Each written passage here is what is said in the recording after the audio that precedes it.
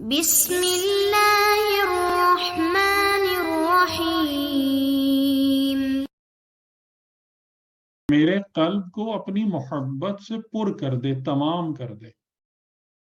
اور قرآن کریم میں سورہ رعد کی آیت ہے کہ الا بذکر اللہ تطمئن القلوب، کہ آگاہ رہو کہ ذکر خدا ہے جس سے قلوب اطمینان پاتے ہیں۔ ایسا کچھ بھی نہیں ہوتا ہمارے ساتھ، ہماری زندگی میں۔ تو ہم کون سے، اس کا مطلب کیا یہ نہیں ہے کہ دین کے نام پر ہم کو کچھ بھی حاصل نہیں ہوا؟ یعنی جس طریقے سے وہ ساری باتیں فیک تھیں جن کو ہم دین کے نام پر قبول کر رہے تھے، تو اس کا نتیجہ بھی فیک ہے، وہ اوپر اوپر کا چھلکا ہی ہے بس۔ یعنی میں سب کی بات نہیں کر رہا ہوں، ظاہر ہے کہ ماشاءاللہ آپ لوگوں نے ترقی کی ہوگی، بہتری آپ کے اندر ہوگی، آپ بہت بہتر ہوں گے، لیکن میں جو جنرل پبلک کا حال ہے میں اس کی بات کر رہا ہوں، جو نظر آتا ہے کہ ہم اگر نارملی کسی بھی شخص سے بات کرتے ہیں تو وہ دین کے نام پر سمجھداری کی دو باتیں نہیں کر پاتا، کہ جس سے اندازہ ہو یا پتہ چلے کہ جناب اس کو کچھ معرفت حاصل ہے اور دین کی سمجھ اور عقل جو ہے نا وہ موجود ہے۔ تو یہ تمام کی تمام باتیں، اور پھر اس کے بعد جس چیز کو میں اکثر رو رہا ہوتا ہوں لوگوں کے سامنے کہ بھائی یہ تمام کی تمام چیزیں جو ہے نا آپ کی نالائقیاں ہم سب کی کہ جو ہم کر رہے ہیں، یہ پھر انڈیویجول لیول پہ نہیں رہتی ہیں، پھر یہ سوشل لیول پر اپنا رنگ دکھاتی ہیں۔ پھر آپ کی جو سوسائٹی اور معاشرہ ہے وہ روٹن ہونا، گلنا سڑنا شروع ہوتا ہے، کیونکہ کوئی اسٹف ہی نہیں ہے اس میں کوئی جان ہی نہیں ہے کہ جس کی بنا پر وہ زندہ رہے، جس کی بنا پر وہ گرو کرے۔ وہ خالی اوپر اوپر کے باتیں، چھلکیں، ساری چیزیں کہ جس میں کوئی حقیقت نہیں ہے، حیات نہیں ہے، مضبوطی نہیں ہے، تو کہاں سے کوئی پھلدار درخت بنے گا؟ کہاں سے کوئی تناور درخت آپ کے سامنے آئے گا؟ پھر وہ معاشرہ اسی طریقے سے نظر آنا شروع ہو جاتا ہے، وہی ساری فلت اور ڈرٹ جو ہے وہ پھر سوسائٹی میں دیکھنا شروع ہو جاتی ہے۔ تو یہ ہے، یعنی کہ جیسے ایون آپ دیکھیں نا کہ ایران اس حوالے سے قابل تعریف ہے کہ وہاں کے اندر جو شروع سے ایک چیز ہے کہ جو معرفت پر، علم پر زور ہے، تو اس کا مطلب ان کو انفرادی اور اجتماعی سطح پر فائدہ ہے، دکھتا ہے، اگرچہ کہ وہاں بھی ہر ایک تو مومن نہیں ہے، لیکن اوور آل معاشرہ آپ دیکھیں بہت بہتر حالت اور سطح پہ ہے اور بہت عرصے سے ہے۔ تو لیکن ہم لوگ جو ہیں وہ پتہ نہیں کیوں انہیں ساری چیزوں پر اکتفا کر کے بیٹھ گئے اور اس پر ہی خوش ہیں اور مسلسل نیچے نیچے جا رہے ہیں لیکن ہمیں کوئی پرواہ نہیں ہے کسی بات کی،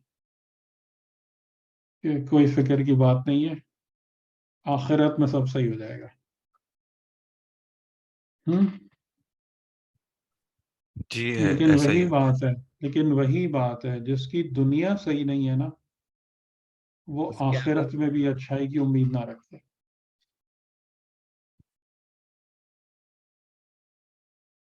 یہ بہت مشکل بات ہے، دنیا کیا چیز صحیح مشکل کہہ ہے؟ رہے ہیں، اس کو کیا صحیح سمجھنا کہہ مشکل رہے بہت ہے؟ ہیں۔ مشکل ہے۔ میں کہہ رہا ہوں جی اس کو سمجھنا بہت مشکل کام ہے کہ جس کی دنیا صحیح نہیں ہے اس کی آخرت بھی صحیح نہیں ہوگی، جی جی کیونکہ ہم تو 90% ہی کہتے ہیں کہ وہ دیکھی جائے گی آخرت میں انشاءاللہ اچھا ہوگا۔ یعنی دنیا صحیح ہونے سے میرا مطلب یہ نہیں ہے کہ آپ بہت دولت مند ہوں، نہیں امیر نہیں، ہوں، آپ کے پاس وسائل کی بھرمار ہو۔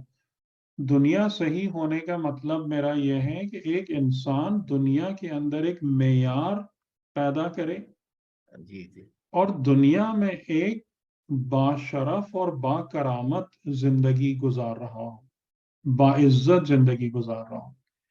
اور جیسا کہ خود قرآن کریم نے وعدہ کیا ہے کہ اگر ایک قوم ایمان اور تقوی پر آ جاتی ہے تو ہم انہیں دنیا میں ان کے لیے برکتوں کے دروازے کھول دیں گے، آسمان اور زمین دونوں سے۔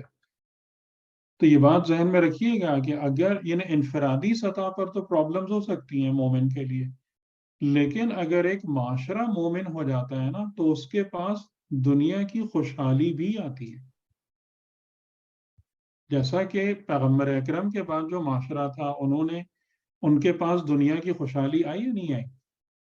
ہاں یا اسی طریقے سے یعنی حضرت موسیٰ کی جو قوم تھی بنی اسرائیل، کہ جب انہوں نے حضرت موسیٰ کے ساتھ دیا تو ان کو دنیا کی خوشحالی بھی ملی یا نہیں ملی؟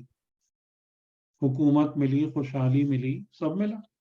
سب میں تو یہ تھوڑی ہے کہ اللہ تعالیٰ نے مومن کو مٹی پھینکنے کے لیے دنیا میں بھیجا ہے. ایسا کوئی پلان نہیں ہے خدا کا. ایسا کوئی پلان نہیں. اسی چیز کو ہم یوں کہہ سکتے ہیں کہ جب ظہور کے بعد کا زمانہ ہوگا تو عدل انصاف قائم ہوگا، اسی لیے پھر زمین اور آسمان خزانے سے دنیا جو ہے وہ فائدہ اٹھائے گی. ہاں تو یعنی کہ آپ اگر مومن ہیں تو آپ کے لیے نعمات دنیاوی بھی میسر ہے، ایسا نہیں ہے. بلکہ قرآن کریم کی آیتوں میں یہ ہے کہ یہ تو ہم نے حقیقتاً مومنین کے لیے پیدا کیے ہیں، یہ دنیا کی نعمتیں کفار کے لیے تھوڑی پیدا کی ہیں، یہ بھی مومنین کے لیے.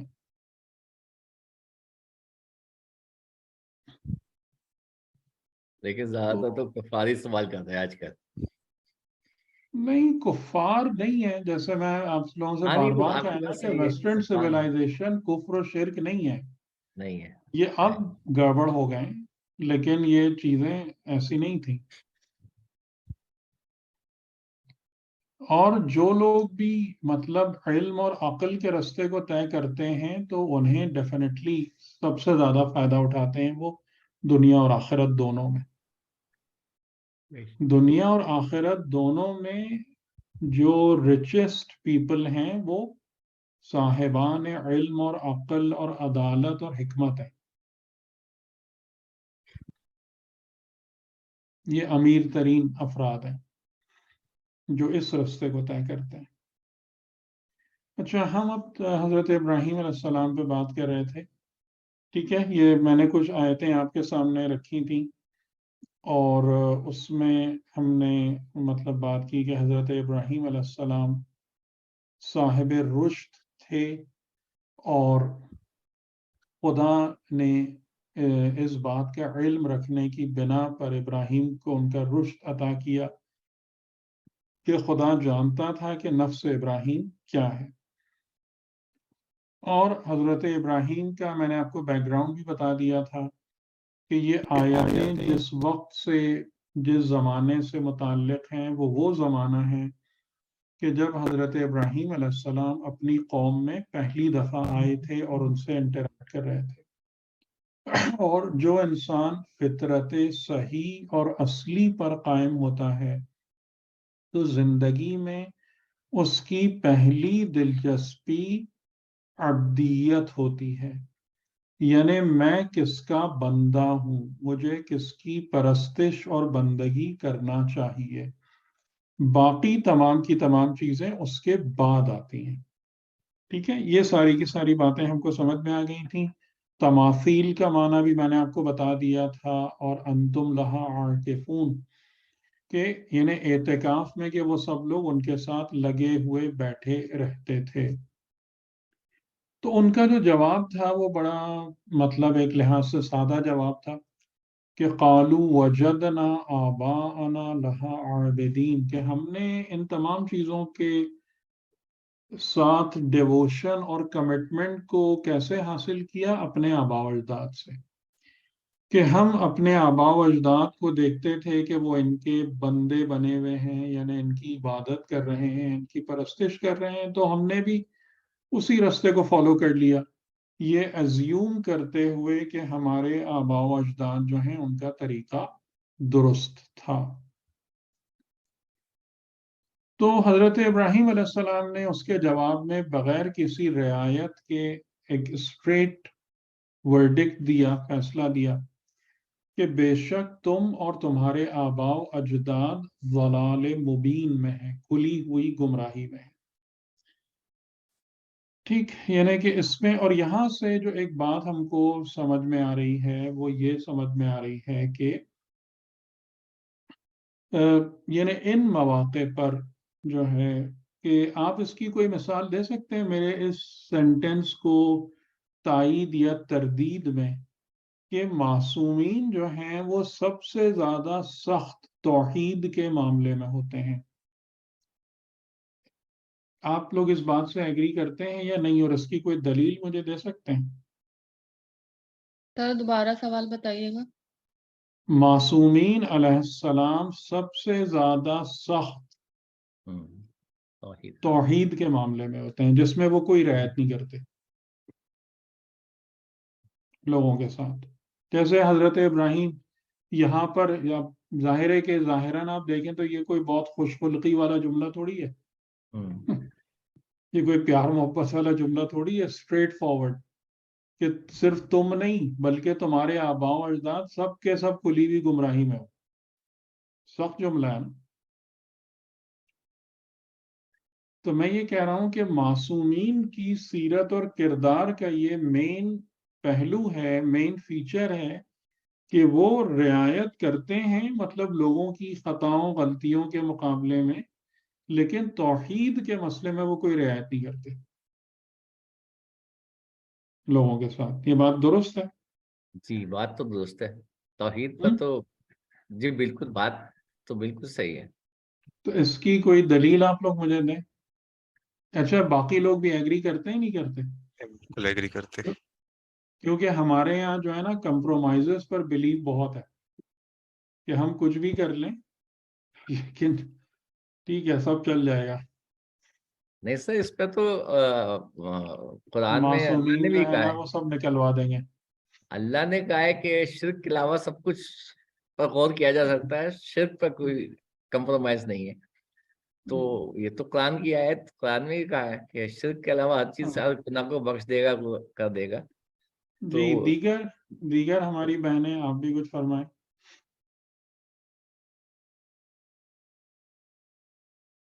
کیا خیال ہے اس بارے میں؟ جی سر بالکل ہم درست کہہ رہے ہیں، کیونکہ مشرکین کا سب جو سے ہے بڑا فن کہا گیا ہے قابل تو واقعی نہیں ہے. جی جی جی، پہلے ایک پھر دوسرے. جی بولیں.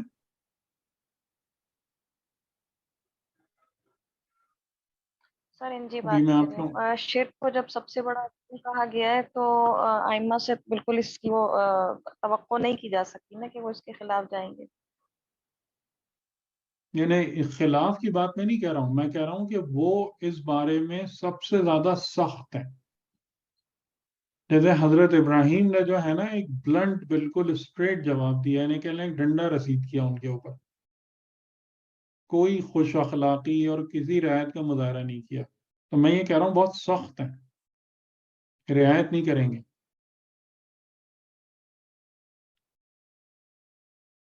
تو یہ بات درست ہے، یہ سمجھ میں آ رہا ہے آپ کو؟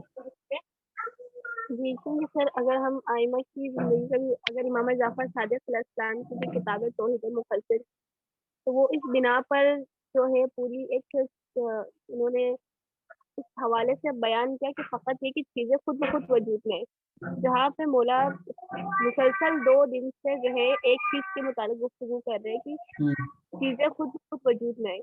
تو بات اگر شرک کی آئے تو پھر ظاہر سی بات ہے اس چیز میں سختی تو جو ہے ائمہ معصومین بری ہیں. اور اس کے علاوہ اگر انبیاء کو دیکھیں، خدا نے 1,24,000 انبیاء بھیجے وحدانیت کی دعوت دینے کے لیے، یعنی لوگوں کو خدا کی طرف کی جو ہے وحدانیت کا اعلان کے لیے.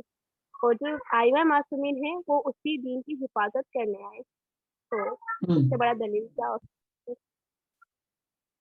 جی، اس میں جو ہے نا سب سے بڑی دلیل جو ہے نا مباہلہ ہے.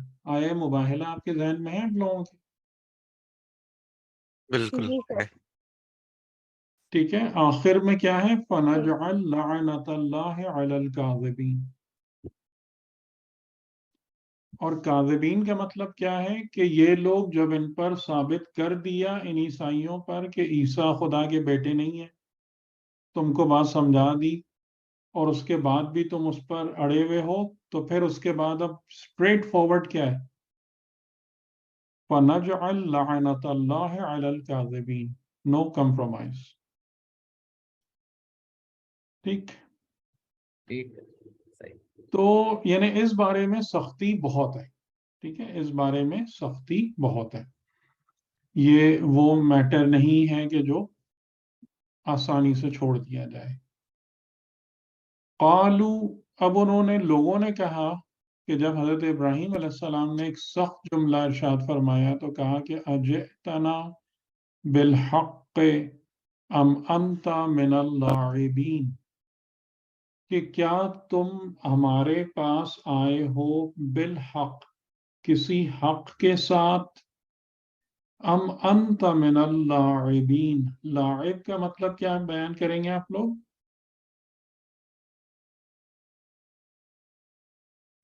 لائب کا مطلب وہ چیز جو حقیقت نہ ہو، ایک عبوری چیز ہو، جیسے وہ لائب کے اس میں آپ نے بتایا تھا. لائب وہ چیز ہوتی ہے جو تو ریئل نہیں عام ہوتی طور ہے، سے ریئل اس کا لائف ہوتی ہے. ترجمہ کیا کیا جاتا ہے کہ کھیل کیا کود. تم کھیل لائے کود. ہو یا کوئی کھیل کود کر رہے ہو، مذاق ہاں کر رہے ہو. مذاق کرتے ہیں. ٹھیک ہے، لیکن آپ دیکھیں کہ یہ قرآن کی فصاحت آپ کو یہاں خراب ہوتی ہوئی نہیں لگتی؟ آپ اگر اس جملے پہ غور کریں، اگر آپ لعب کا ترجمہ یہاں پر کھیل یا مذاق کر دیں تو یہ جملہ ایک فصیح اور اعلیٰ جملہ رہ جاتا ہے؟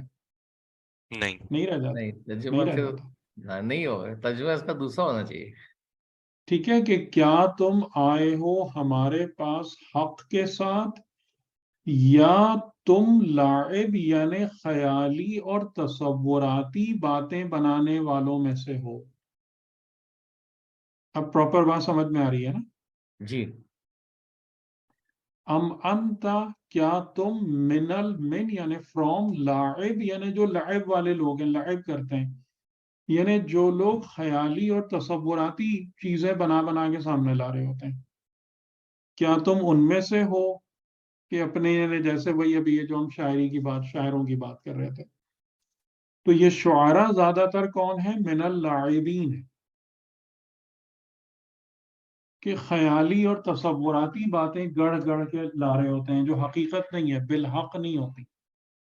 ٹھیک ہے، تو یہاں سے دیکھیں ایک بات سمجھ میں آ رہی ہے کہ انسان چاہے کوئی بھی ہو، گمراہ کیوں نہ ہو، بت پرست کیوں نہ ہو، لیکن یہ جملہ کہاں سے نکل رہا ہے؟ ان کی فطرت سے نکل رہا ہے. صحیح ہے.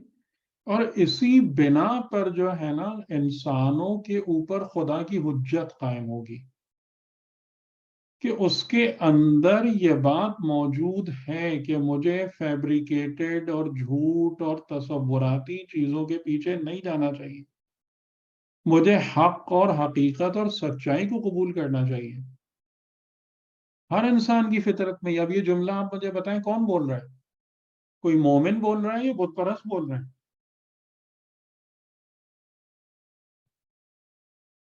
یہ جو آیت نمبر 55 ہے، یہ کس کا جملہ ہے؟ بت پرستوں کا ہے یا مومنین کا ہے؟ ابراہیم جی، بت پرستوں کا. بت پرستوں کا بت ہے. پرستوں پرستوں کا. کا ہے. بت اور پرستوں کا جملہ. بالکل صحیح بات ہے یا نہیں ہے؟ بتائیں، بالکل صحیح پراپر صحیح بات بات ہے ہے. یا نہیں؟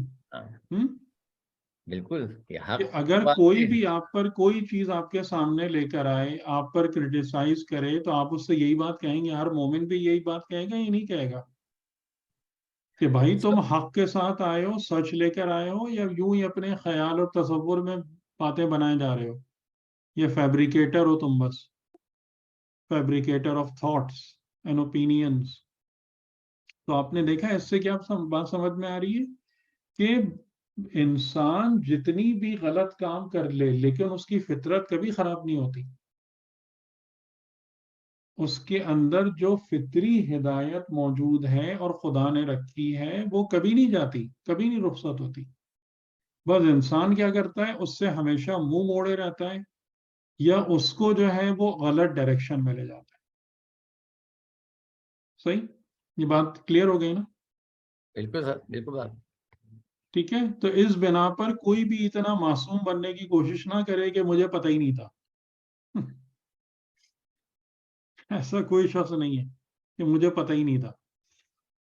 اور مجھے تو جناب جو فلاں صاحب جہاں لے گیا میں چل پڑا بس، اور پوری زندگی میں نے اسی میں گزار دی. ایسا کوئی شخص نہیں ہوتا.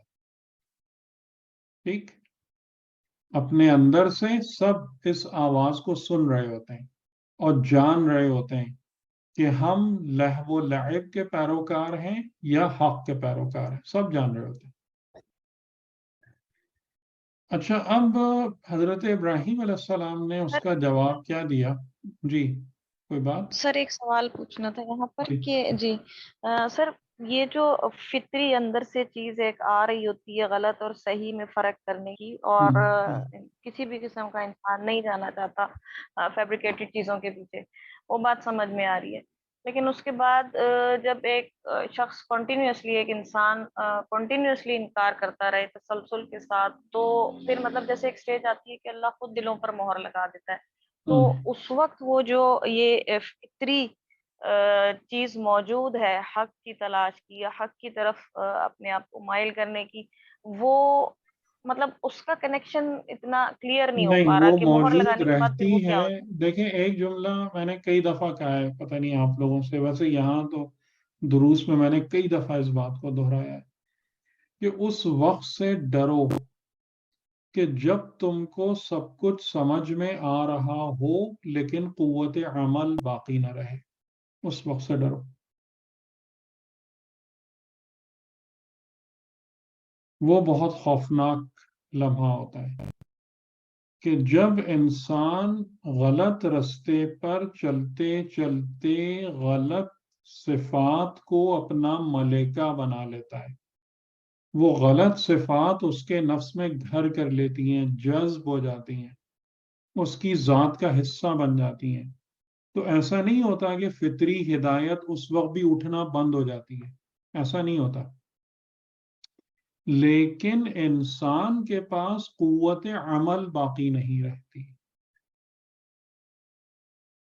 ٹھیک ہے. یعنی اس کی مثال کیا دی گئی ہے کہ ایک شخص ہے جس کے پیر مفلوج ہیں، اس کو نظر آتا ہے کہ کوئی موذی جانور میری طرف آ رہا ہے یا میرے گھر میں آگ لگ گئی ہے، لیکن اس کے پاس یہ صلاحیت موجود نہیں ہوتی کہ وہاں سے اٹھ کر فرار کرے اور اپنے آپ کو بچا لے.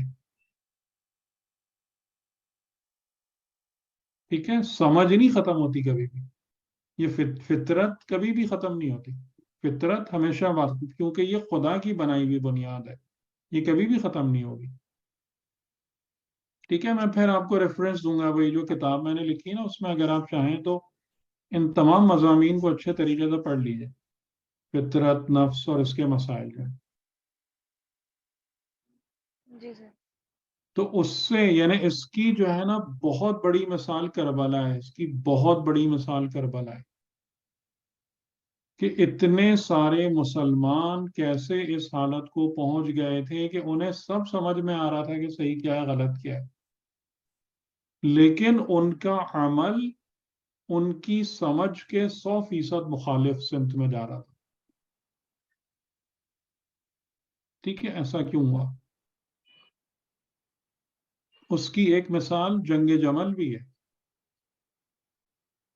کہ ان کو سب سمجھ میں آ رہا تھا، بلکہ رسول کی حدیث بھی پوری ہوتی ہوئی دکھ رہی تھی کہ فلاں مقام پر کتے بھونکیں گے اور یہ ہوگا. لیکن سب سے خوفناک مرحلہ انسان کی زندگی میں وہ آتا ہے کہ جب اسے دکھ رہا ہوتا ہے کہ صحیح کیا ہے غلط کیا ہے، لیکن اس کے پاس قوت عمل باقی نہیں رہتی، بلکہ اس کے نفس میں موجود صفات اسے اس کے اپوزٹ طرف دھکیل کے لے جاتی ہیں.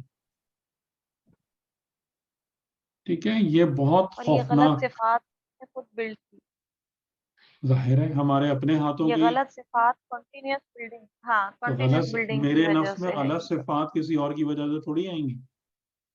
میرے ہی کیا دھرا ہے نا سب صحیح. کچھ. جی جی بالکل.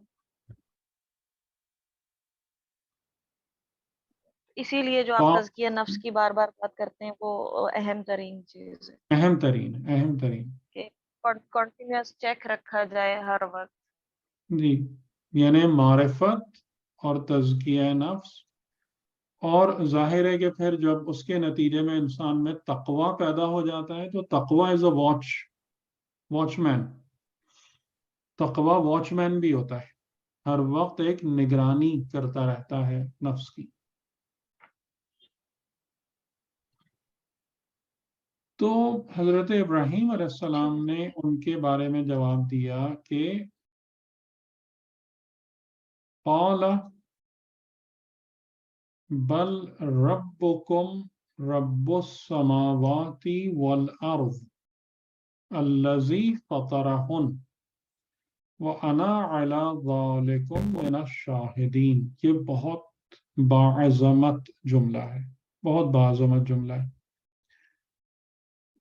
قال، انہوں نے کہا بلکہ، یعنی بلکہ کا مطلب کیا ہوا کہ یہ جتنے تم اپنے معبود یا خدا تک پہنچنے کے لیے واسطے اور وسیلے کے طور پر ان تماثیل کو لے کر بیٹھے ہو، جس میں بت بھی ہیں، تصویریں بھی ہیں، مجسمے بھی ہیں، ان سب کو لے کر بیٹھے ہو، اس سے ہٹ کر تمہارا رب وہ ہے رب السماوات والارض، جو آسمانوں اور زمین کا رب ہے.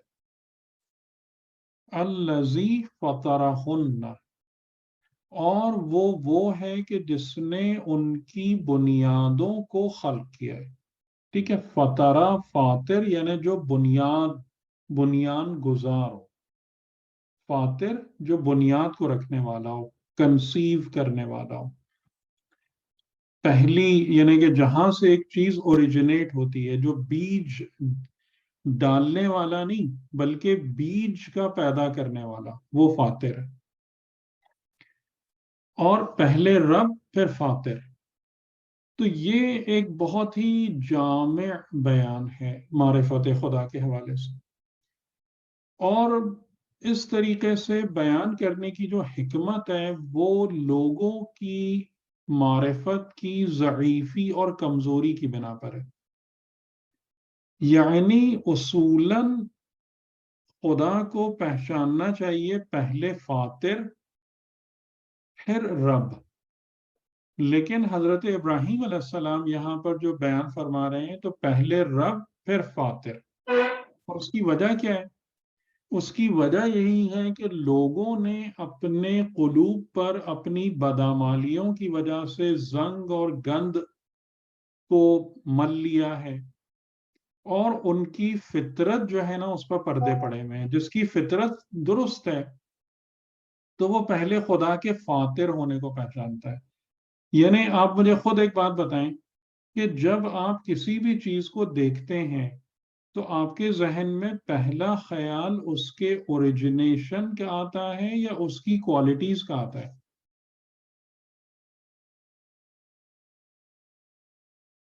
پہلا خیال تو اوریجنیشن کا آنا چاہیے. کیا آنا چاہیے؟ یہ کیسے آتا ہے کہ یہ چیز کہاں سے آئی، کس نے بنائی؟ کہاں سے آئے گی؟ ٹھیک ہے، پہلے یہی بات آتی ہے نا کیسے ذہن میں. آئے؟ جی. اور پھر بعد میں یہ کیسے ورک کرتی ہے، اس کا فنکشن کیا ہے، اس سے فائدہ کیسے لیا جا سکتا ہے. لیکن جیسے آج کل کے دور میں آپ دیکھیں، میں آپ کو ایک چیز یہ بتاؤں کہ آج کل کے دور میں آپ دیکھیں کہ زیادہ تر ہمارے جو بچے اور جوان ہیں ان کی فکریں اس سے الٹ گئی ہیں. آپ بچوں کے ہاتھ میں چیز دیں، آپ بچوں کو فار ایگزامپل کمپیوٹر کے پاس یا کسی مشینری اور اس کے پاس بٹھائیں، آپ سے ہو سکتا ہے کہ وہ سالوں میں یہ سوال نہ کرے کہ یہ چیز بنی کیسے تھی. اس کو فقط اور فقط کس بات سے دلچسپی ہے؟ اس پہ کیا کچھ کیا جا سکتا ہے. تو اگر آپ کہیں پر بھی اس ذہن اور اس دماغ کو دیکھیں کہ جس کی پہلی دلچسپی کس سے ہو کہ یہ کیسے چلتی ہے، اس کا فنکشن کیا ہے، اس کا یوز کیا ہے، میں اس سے کیسے استفادہ کروں، اور اس کی حقیقت اور اوریجنیشن کی طرف اس کا ذہن یا نہیں جاتا یا بعد میں جاتا ہے، تو یہ کس لیول کا انسان ہے؟ اعلیٰ معیار کا یا کمتر درجے کے معیار کا انسان ہے؟ کمتر درجے کے معیار کا. کمتر معیار کا انسان ہے. ٹھیک ہے، یہاں سے بھی ہم کو یہ بات سمجھ میں آ رہی ہے. کہ جس کی فطرت زندہ ہوتی ہے، جس کی فطرت پر پردے نہیں پڑے ہوئے ہوتے، وہ فطرت ہمیشہ آپ کو لے جاتی ہے شے کی حقیقت کی طرف، اور شے کی حقیقت کی طرف جب آپ متوجہ ہوتے ہیں تو خود بخود اس کے فاطر اور خالق کی طرف آپ کی نگاہ اور آپ کا ذہن مبذول ہو جاتا ہے. یہ فطرت ہے، یہ فطرت اصلی ہے. یعنی آپ جیسے دیکھیں گے جتنی بھی ایجادات ہوئی ہیں، کہ وہ ایک مثال کے طور پر یہ واقعہ فکٹیشس ہے، یعنی کہ یہ شاید یہ تقریباً صحیح نہیں ہے کہ نیوٹن نے جو ہے وہ کشش ثقل کا قانون کب دریافت کیا، بتائیں؟ سیب جب سے ہاں، سیب گرا جب تھا. گرا. سیب گرنے کے بعد. یہ مذاق ہے، صحیح ہے نا، یہ ایسی کوئی بات نہیں ہے. اور اس پر جیسے ابن انشا کی آپ نے پڑھی اردو کی آخری کتاب آپ میں سے کسی نے؟ جی سر پڑھی ہے، ہم پڑھی ہے تو پڑھی ہے. انہوں نے اس میں کیا لکھا ہے کہ یہ نیوٹن بھی عجیب آدمی تھا، ہمارے سر پر سیب گرا ہوتا تو ہم ادھر ادھر دیکھتے اور جھاڑ پونچھ کے کھا لیتے. وہ جو ہے وہ یہ غور کرنا شروع ہو گیا کہ کیوں گرا. تو یہ بات ہے مذاق کی، لیکن بہت پتے کی بات ہے کہ آج آپ کو دنیا میں جتنی بھی کمال اور ایجادات نظر آتی ہیں نا، وہ سب ان لوگوں کی مرہون منت ہیں کہ جنہوں نے اس بات پر غور کیا ہے کہ شے کی حقیقت کیا ہے، اس کی فطرت کیا ہے. جی اس پر جنہوں نے غور کیا ہے انہوں نے ہی دنیا کو آج یہاں تک پہنچایا ہے. جو آپ یہ ساری ترقی اور ساری ایجادات اور سب کچھ دیکھ رہے ہیں نا، یہ ہم جیسے لوگوں کے لیے نہیں ہے جو فقط چیزوں کے استعمال میں دلچسپی رکھتے ہیں کہ اس اس سے سے ایک بات میں کیا بینیفٹ اٹھا لوں، بس اس سے زیادہ کچھ نہیں. اس سے وہ کوشچنس یاد آ رہے ہیں غالباً کہ اسٹیفن ہاکنگ نے بھی کچھ بگ کوشچنس کیے تھے، تو اس میں یہ بھی تھا کہ ہم کہاں سے آئے ہیں اور ہم کہاں جائیں گے. تو یہ تو ہے ہی ہے، یہ تو ہزاروں سال سے چل رہا ہے. بلکہ امیر المومنین علیہ السلام کا جملہ ہے، رحم اللہ عمران، خدا اس انسان پر رحم کرے جو کہ علما، اس بات کا علم رکھتا ہے، من اینا وفی اینا و الی اینا، کہاں سے آیا ہے، کہاں موجود ہے اور کدھر جا رہا ہے. وہ ہے جو حقیقتاً رحمت خدا کو وصول کرتا ہے، جو ان تین چیزوں کا عالم ہے. ٹھیک، تو یہی ساری باتیں تو ائمہ کی ہیں جس پر ہمیں غور کرنا ہے. وہ اس کی طرف کوئی فکر ہی نہیں ہے. یعنی وہ ہم کہتے ہیں کہ آپ نے کہا ہے نا یا علی آپ خود ہی غور کر لیجئے، ہمارے پاس اتنا وقت نہیں ہے. تو یہ بات آپ کو سمجھ میں آ گئی جی سر. کہ اصل ایمان کہاں سے آتا ہے؟ جب آپ کائنات کی فطرت پر غور کرتے ہیں، اور یہ غور و فکر خود آپ کی فطرت میں موجود ہے، کیونکہ انسان جو ہے وہ اس طرف متوجہ ہوتا ہے. اور اگر تم نہیں کر سکتے تو کم از کم کس بات کو دیکھ لو، آسمانوں اور زمین میں اللہ کی ربوبیت کو دیکھ لو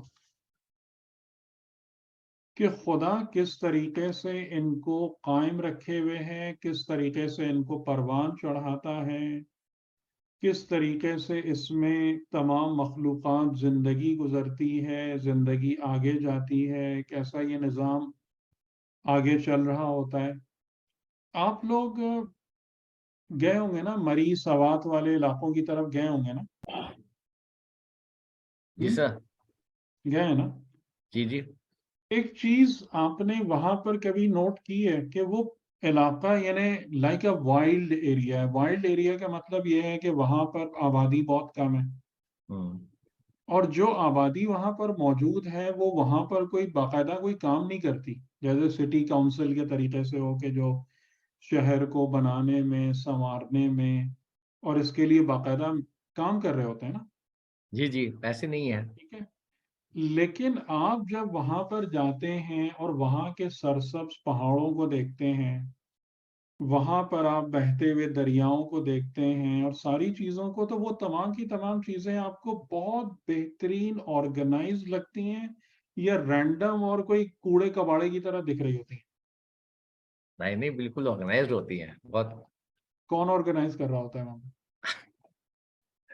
سر فطرت، نیچر. رب السماوات والارض. آپ کو حیرت نہیں ہوتی یہ دیکھ کے؟ سوچا ہے آپ نے کبھی وہاں بیٹھ کے اس چیز کو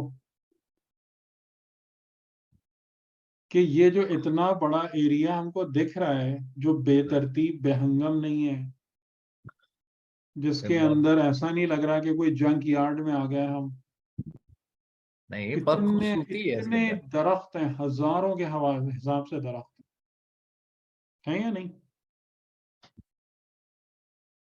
درخت، پہاڑ، پانی، ہر چیز کتنی زیادہ ویل آرگنائزڈ ہے. ٹھیک ہے، تو یہ تمام کی تمام چیزیں آپ کو کیا بتاتی ہیں اگر آپ اس پر غور کریں؟ کوئی ہے جو ان سب کے امور کا مدبر ہے.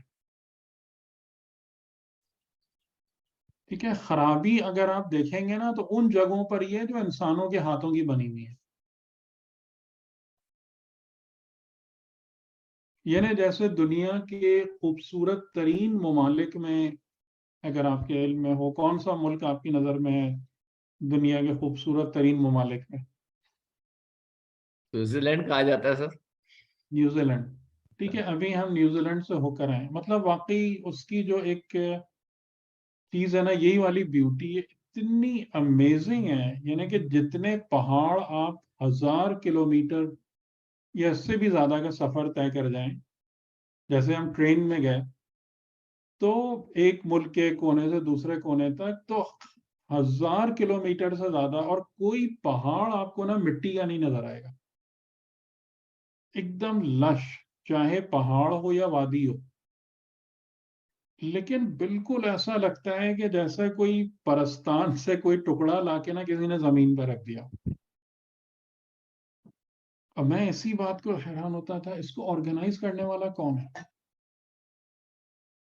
اس پر خزاں بھی آتی ہے، اس پر دھوپ بھی پڑتی ہے، اس پر بارش بھی ہوتی، سب کچھ ہی ہوتا ہے اس پر. اس طریقے سے اتنی بہترین حالت میں اس کو رکھنے والا کون ہے؟ صحیح. تو یہ، اور اسی طریقے سے آپ دیکھیں، یعنی آپ جنگل میں جائیں، جنگل میں اگر آپ جاتے ہیں حیوانات کو دیکھتے ہیں، تمام حیوانات ایک دوسرے کو کھا پی رہے ہوتے ہیں کہ نہیں ہو رہے ہوتے؟ جنگل کے یہ قانون ہے نا. ایسا ہی بالکل. ایسا ہی ہے ایسا نا ہی ہے بالکل. کہ ہر حیوان دوسرے کو کھا رہا ہوتا ہے. لیکن آپ جب بھی جنگل میں جائیں، آج جائیں 2 سال بعد جائیں، وہاں کی اینیمل لائف آپ کو ایک بیلنسڈ اسٹیٹ میں نظر آتی ہے نہیں آتی؟ جی سر بالکل یہ بیلنس ہوتا انسانوں کی گڑبڑ کی وجہ سے جنگل خراب ہوتے ہیں، وہاں کی لائف خراب ہوتی ہے. لیکن اگر آپ اس کو اس کے نیچرل حالت میں چھوڑ دیں تو شیر اپنی جگہ پر ہے، ہرن اپنی جگہ پر ہے، گائے اپنی جگہ پر، ہر جاندار اپنی اپنی جگہ پر موجود ہے، جبکہ سب ایک دوسرے کو کھا بھی رہے ہیں، ایک دوسرے کو کنزیوم بھی کر رہے ہیں. اس جنگل میں آگ بھی لگ جاتی ہے، جیسے ہم نے یہاں پر دیکھا اکثر یہاں پر وہ وائلڈ فائر، بش فائر ہوتی ہے، کیونکہ اتنے جب جنگل ہیں تو اس میں یہ مسائل بھی ہوتے ہیں، پھر وہ ویسے ہی ہرے بھرے ہو جاتے ہیں. تو انہی سب چیزوں کو دیکھ کر آپ کو لگتا ہے کہ نہیں لگتا ہے کہ سماوات و عرض کا ایک رب ہے؟ نظر آتا ہے نہیں آتا؟ بتائیے. بالکل ایسا ہے، جو اتنے بڑے ایریا کو اتنا اچھا مینج کر کے اتنا بیوٹیفل رکھا ہوا ہے، یعنی تو خود تو نہیں ہو ربوبیت، سکتا. ربوبیت کا مطلب کیا ہے؟ کہ ہر ایک کو اس کی زندگی کی ضروریات فراہم کرنا، نورشمنٹ، صحیح. نرچرنگ، گائیڈنس، پروٹیکشن،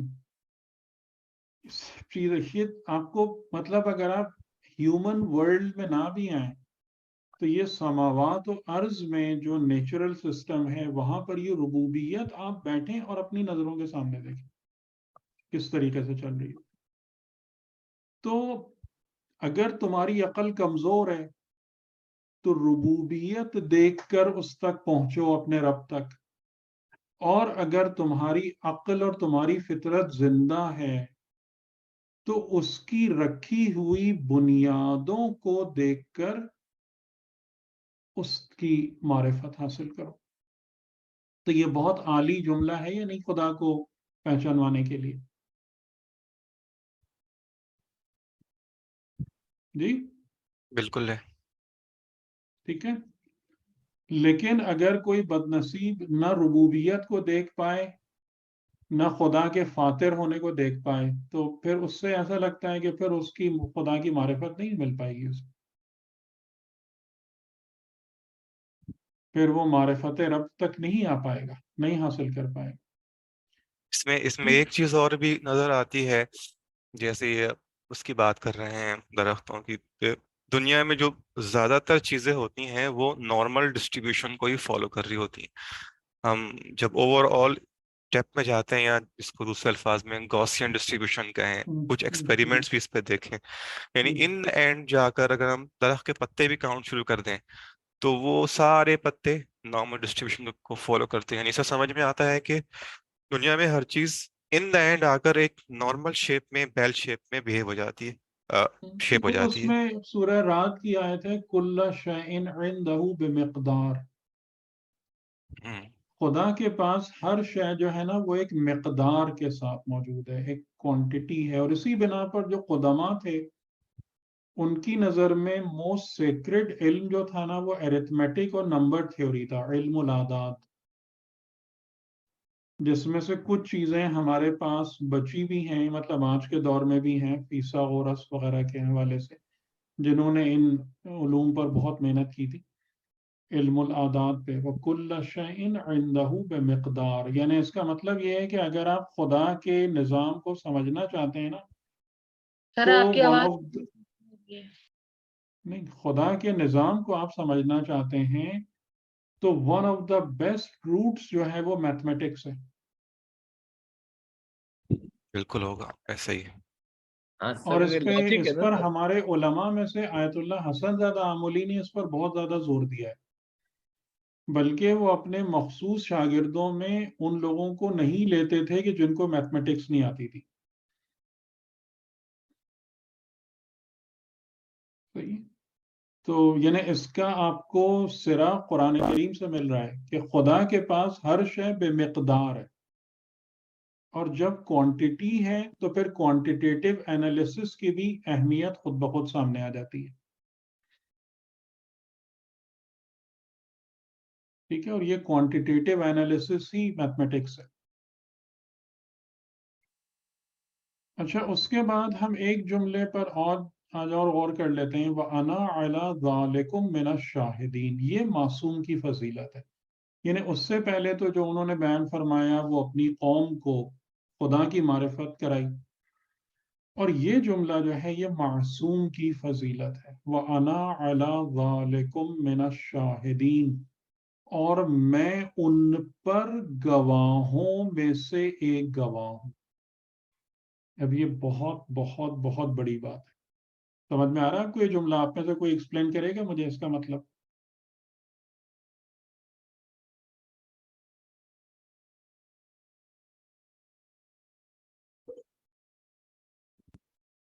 جی جی پیغمبر جو ہے جیسے حضرت ابراہیم ہے، وہ ان کا جو علم اور معرفت ہے کہ وہ مطلب انہوں نے اب چیزوں کو اپنے اس سے درک کیا ہے۔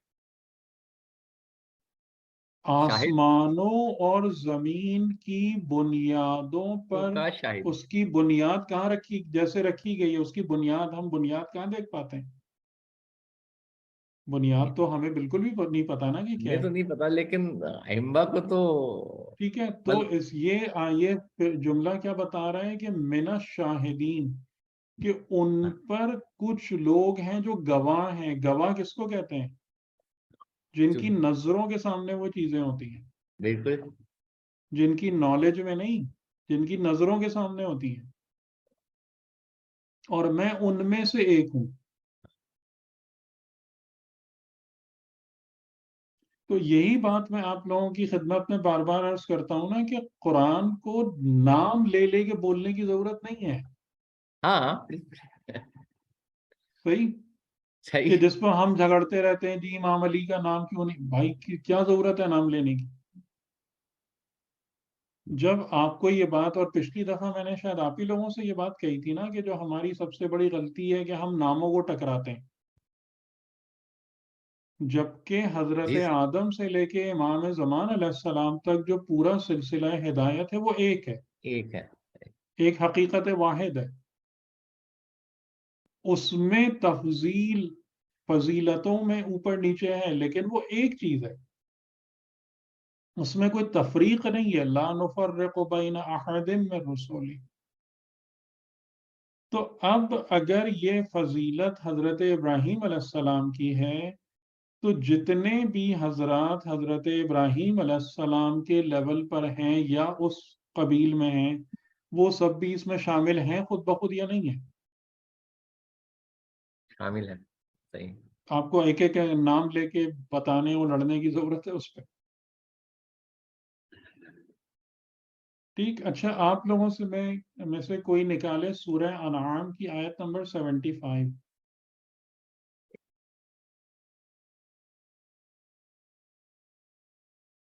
وہ اس سے کنیکٹ ہوتی ہے. جی بتائیں، تلاوت کریں. کوئی بھی کریں تلاوت.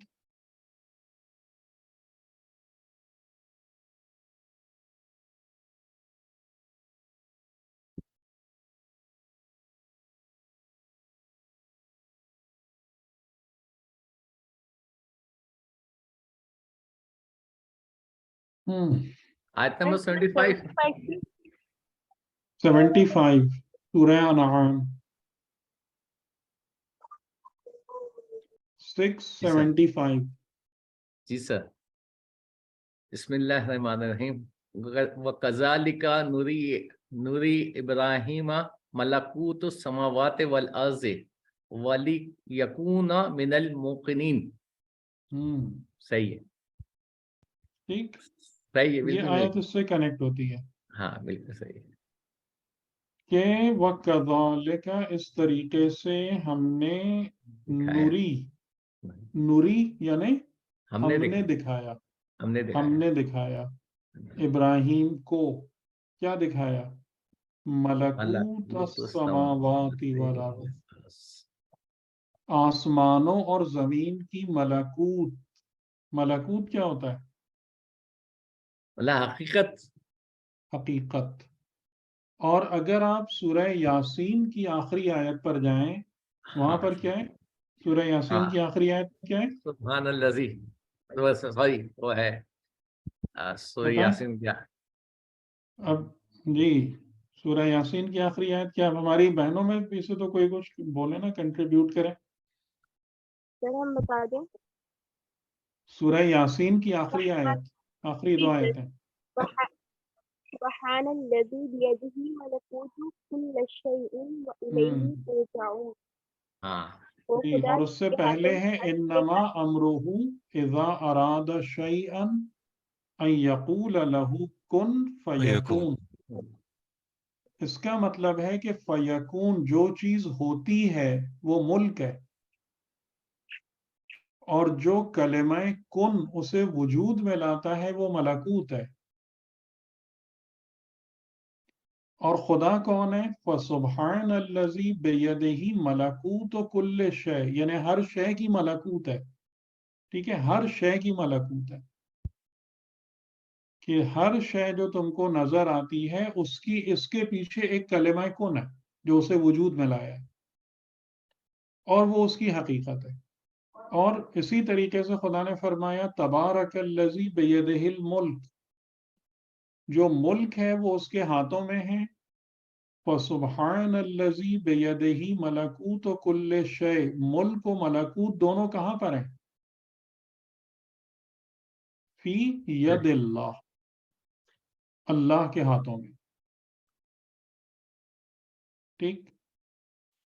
تو اب حضرت ابراہیم کیسے شاہدوں میں سے ہیں؟ کیوں شاہدوں میں سے ہیں؟ شاہدین میں سے ہیں. بتائیں. کیونکہ ان کو اللہ نے وہ سارا نظارہ سماوات و عرض عرض کی ملکوت دکھائی ہے. دکھائی ہے، اللہ نے دکھائی ہے. صحیح. ٹھیک. تو ملکوت کا یہاں کیا سے جی جی جی ملکوت کا کیا بتایا؟ کن اور فیکون ہے نا سورہ یاسین کی آخری 2 آیتوں میں. ہم. تو کن یعنی وہ کلمہ ہے جو کسی شے کو وجود میں لاتا ہے. فیکون یکون یعنی وہ شے کن کے نتیجے میں ہو جاتی ہے، اپنے وجود کو حاصل کر لیتی ہے، وجود اس کا ظاہر ہو جاتا ہے. تو جس جگہ پر اس کا وجود ظاہر ہوتا ہے، جیسے یہ عالم، یہ عالم مادیت، یہ ملک ہے، اور وہ عالم امر، عالم حقیقت کے جہاں پر کلمہ کن جاری ہوتا ہے ارادہ الہی سے، وہ ملکوت ہے. فرق سمجھ میں آ رہا ہے ملک و ملکوت کا؟ اور دونوں کے لیے کیا کہا گیا کہ فسبحان الذی بیدہ ملکوت کل شیء، کہ جس کے ہاتھ میں ہر شے کی ملکوت ہے. اور دوسری جگہ سورہ ملک میں ہے تبارک الذی بیدہ الملک، بابرکت ہے وہ جس کے ہاتھ میں ملک ہے. تو ملک و ملکوت دونوں کہاں پر ہیں؟ یہ نہیں ہے کہ وہ شے پیدا ہونے کے بعد خدا کے ہاتھوں سے نکل گئی. صحیح، ایسا نہیں ہے.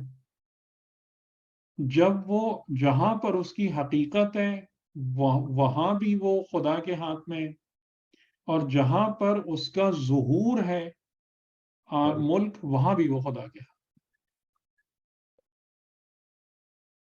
تو معصوم کس ہستی کو کہتے ہیں؟ اب یہاں سے آپ کے پاس نا معصوم کی بہترین ڈیفینیشن آپ کو مل رہی ہے. معصوم کس ہستی کو کہتے ہیں؟ مطلب جو کہ بس شاہد ہو، جو اس پر شاہد ہے، جو ملک اور ملکوت پر گواہ ہو، معصوم اس ہستی کو کہتے ہیں. یعنی جسے خدا نے اپنی کتنی قربت عطا کی ہو، کتنی قربت عطا کی ہو کہ اس کہ ہر شے کی حقیقت حقیقت اس اس کو کو اس کا دکھا علم. دی. نہیں، علم نہیں، علم نہیں، یہاں لفظ علم نہ استعمال کریں. یہاں دکھانا ہے، نوری، شہود ہے، شہود ہے. شہود ہے. اور اگر یہاں پر کوئی علم کا لفظ اپلائی ہوتا ہے تو وہ علم لدنی ہے. وہ جو نارمل علم ہے وہ والے الفاظ یہاں پر اپلیکیبل نہیں ہیں. تو اس میں آدھی چیزیں تو ہمیں بھی دکھائی ہیں، جیسے یہ عالم ملک ہے، یہ ہم دیکھ رہے ہوتے ہیں، جی لیکن ہم پھر کیا کہہ ہاں، سکتے ہیں کہ اور ہم آدھے اس طرف معصوم ہم کو دعوت دی ہے. کہ وہ یہ عالم بھی میں آپ کو ملکوت کو بتاؤں، یہ دیکھیں. مزیدار بات جو ہے نا، جی، یہ آیت ڈھونڈ کے بتائیں مجھے کہاں ہے. افلم ینظروا الی ملکوت السماوات والارض، تلاش کریں یہ آیت کہاں پر ہے جلدی سے. یہ بھی شاید سورہ یاسین میں ہی ہے. یہ سورہ ملک میں ہے شاید. اچھا، ہو سکتا ہے میں نے ورڈز میں تھوڑا سا قاف میں ہے، سورہ قاف. سورہ قاف میں ہے. افلم ینظروا الی السماء فوقہم، ایک تو یہ ہے. نہیں، آپ نکالیے سورۃ الاعراف 185.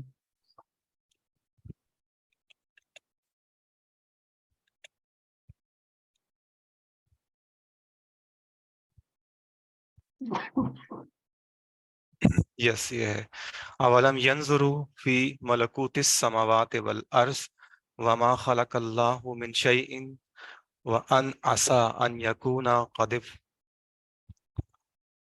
یہ والی جی آیت ہے. ٹھیک ہے. تو اولم ینظروا یہاں معصوم سے بات ہو رہی ہے یا ہم سے ہم بات لوگوں ہو سے، رہی ہے؟ ناس ہم سے. ٹھیک ہے.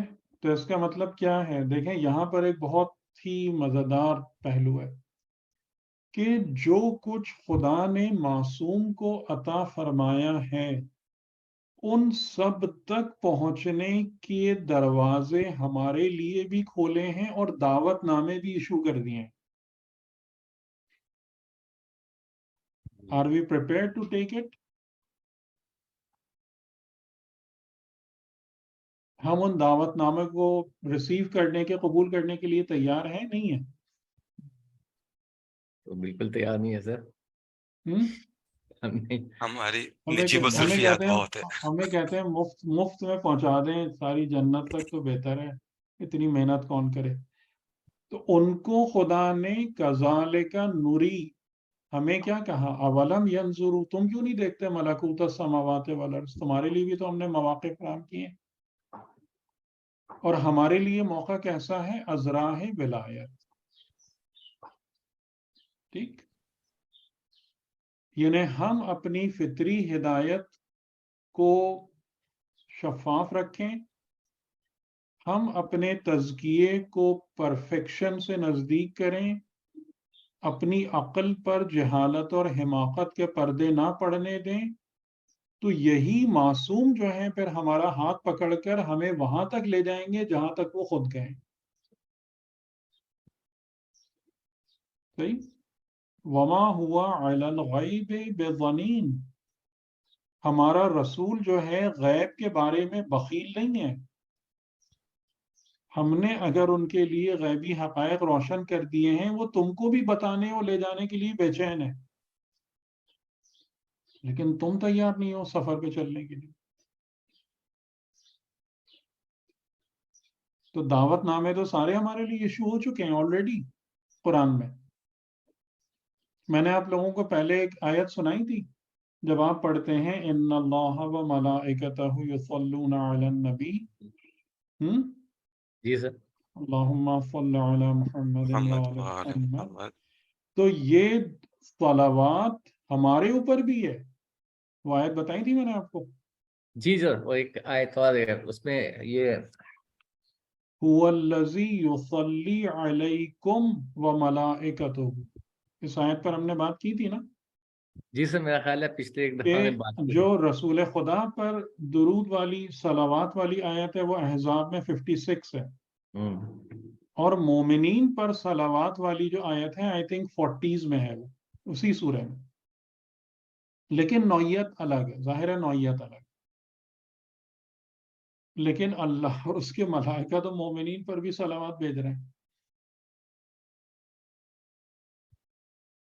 सलावात तो का मतलब क्या? हम वैसे कुर्ब सलावात बहुत पढ़ते कुर्ब हैं, मतलब कुर्ब अताए अच्छा, रहमत, कुर्ब में इजाफा, और कुर्ब से मुराद ये कुर्ब यानी खुदा का तकर्रुब कुर्ब। इलाही, तकर्रुब इलाही। और जितना हम करीब होंगे खुदा से, फिर उतना ज्यादा हम शाहिद होंगे इन चीजों के, उतना मलकूत। ज्यादा मलकूत आपके दरवाजे आप पर खुलते जाएंगे। अब आज मैं आप लोगों से आयतें निकलवा रहा हूँ, एक आयत और निकाल लें फिर हम बात खत्म करते हैं। जी सर। आयत नंबर 40 सूरतुल आराफ। सूरत आराफ। जी,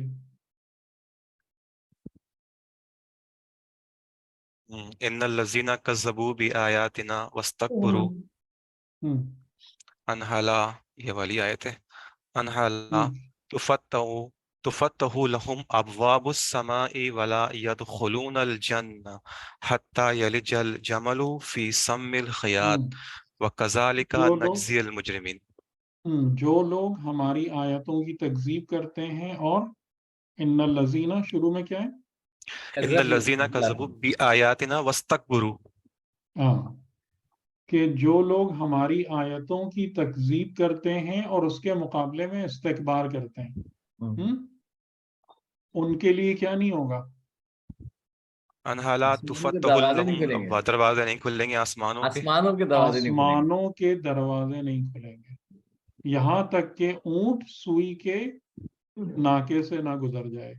यानी जैसे ये महाल है वैसे ही वो भी महाल है। तो इसका क्या मतलब है कि जो लोग हमारी आयतों की तस्दीक करते हैं उन पर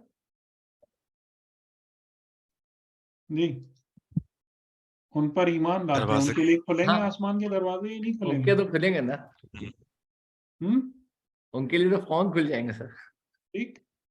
تو یہ جو آسمانوں اور زمین کی ربوبیت ہے، جیسے میں نے ابھی آپ سے بات کی، یہ وہی نہیں ہے آیات الہیہ؟ جی اللہ تعالی ہے۔ تو جو اس کی تصدیق کریں گے، اس پر ایمان لائیں گے، تو آپ پر کھلیں گے آسمان کے دروازے۔ آسمان کے دروازے کھلنے کا مطلب کیا ہے؟ کہ آپ ملک سے ملکوت کا ملکوت کی رابطہ طرف پیدا کر لیں گے۔ تو تمام کی تمام اپرچونٹیز ہمارے لیے موجود ہیں یا نہیں ہیں؟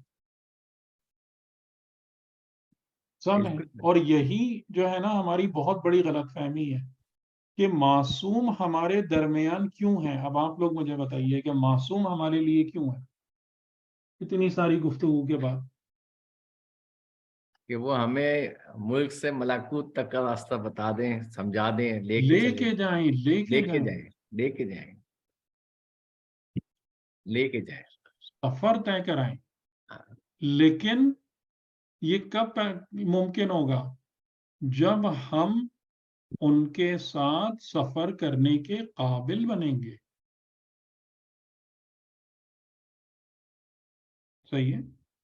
مطلب جب ہم ان کے سامنے اپنے آپ کو سلنڈر کریں، ان کی معیت میں آ جائیں۔ سرنڈر بھی کریں، لیکن قابلیت بھی تو ہوتی ہے نا۔ ہاں قابلیت تو ہوگی نا۔ بغیر قابلیت کے کیسے وہ سفر طے کرا دیں گے؟ یعنی جیسے کہ کچھ میں نے اس میں پڑھا اور سنا کہ جو خاص جو اصحاب سر کہلاتے تھے امیر المومنین علیہ السلام کے، جیسے کمیل اور میسم اور اس قبیل کے کچھ لوگ، تو ان کو امام علی علیہ السلام نے آسمانوں اور زمین کی سیر کرائی ہے، لیکن یہ کوئی بہت اوتھینٹک روایات اور واضح ہے، یہ چیزیں آ بھی نہیں سکتی۔ انہیں کچھ جو اہل معرفت ہوتے ہیں وہی اس قسم کی باتیں کرتے ہیں کبھی کبھی۔ تو وہ کیپیبلٹی تو پیدا کرو۔ یعنی جیسے میں آپ کو یہاں بھی ایک مثال دوں کہ آپ چاہتے ہیں کہ اپنے گھر میں زیادہ روشنی کریں تقریب کے لیے، آپ ایک بہت بڑا بلب اٹھا کے لے آئے 1000 واٹ کا، تو اس کے لیے وائرنگ اور سپلائی بھی ویسی ہی لانی پڑے گی آپ کو یا نہیں؟ یا نارمل اس میں 1000 واٹ کا بلب لگا کے جلا دیں آپ، چلے گا؟ نہیں چلے گا، ہو جائے گا۔ اڑ جائے گا۔ ٹھیک۔ تو ہم اگر اپنے اندر وہ استعداد پیدا کر لیں جو کہ ہم کو سارے راستے بتا دیے گئے ہیں، پورا ٹریننگ مٹیریل ہمارے پاس موجود ہے، تو معصوم کس لیے ہمارے پاس موجود ہیں؟ کہ آپ کو خود جنت بنا دیں۔ آپ جنت میں جانے کی فکر لے کے کیوں بیٹھے ہیں؟ معصوم آپ کے وجود کو بہشت بنانے کے لیے ہیں، آپ کے لیے آسمانوں کے دروازے کھولنے کے لیے وہ آئے ہیں۔ ہم ان میں سے کسی بھی چیز کو پیشکش کو قبول کرنے کو تیار نہیں۔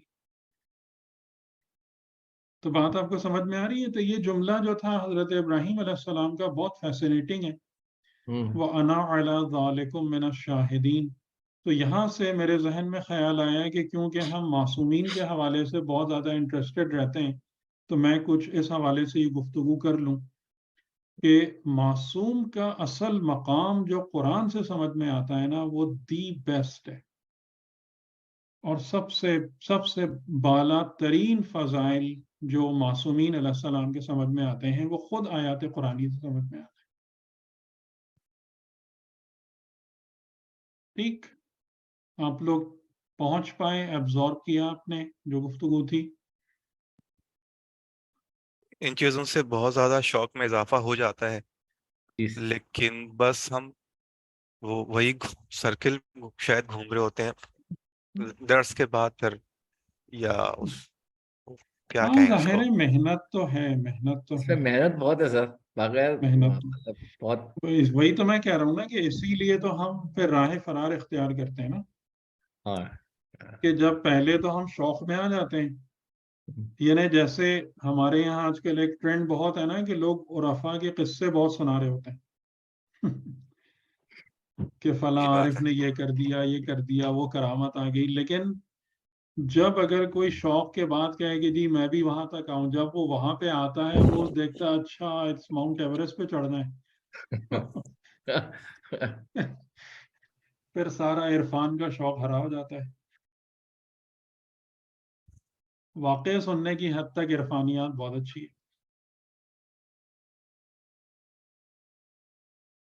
سر وہ پھر امام حسین کا وہ جملہ ہے کہ دین جو ہے وہ صرف زبان کا چسکا ہے، ذائقہ ہے، اور جب مصیبت آتی ہے تو جب یہ ختم ہو جاتا ہے تو دین ختم ہو جاتا ہے. بہرحال لیکن ان چیزوں کو ایک کام تو ہم کر سکتے ہیں نا کہ بار بار اس کا تذکر کریں اور خدا سے مانگتے رہیں. خدا کچھ نہ کچھ تو رحم کرے گا نا ہمارے اوپر انشاءاللہ. ہمیں کیسے پتہ چلے گا کہ ہم اس رستے پر ہیں ابھی کچھ؟ یہ تو بہت آسان ہے، یہ تو میں تو بہت دفعہ یہ باتیں بتا چکا ہوں. آپ کی ذات خود گواہی دیتی ہے. آپ کی نمازیں اس کی سب سے بڑی گواہ ہیں، آپ کی تلاوت قرآن، آپ کا اخلاق. آپ کبھی بھی آپ اس بات کو دیکھیں گے کہ کسی غلط حرکت آپ کی زبان کی ہوگی، کوئی اندر سے آپ کو پکڑ لے گا. آپ اپنے اعمال کو، اپنی ذات میں اپنے اعمال کی حقیقت کو دیکھ رہے ہوں گے.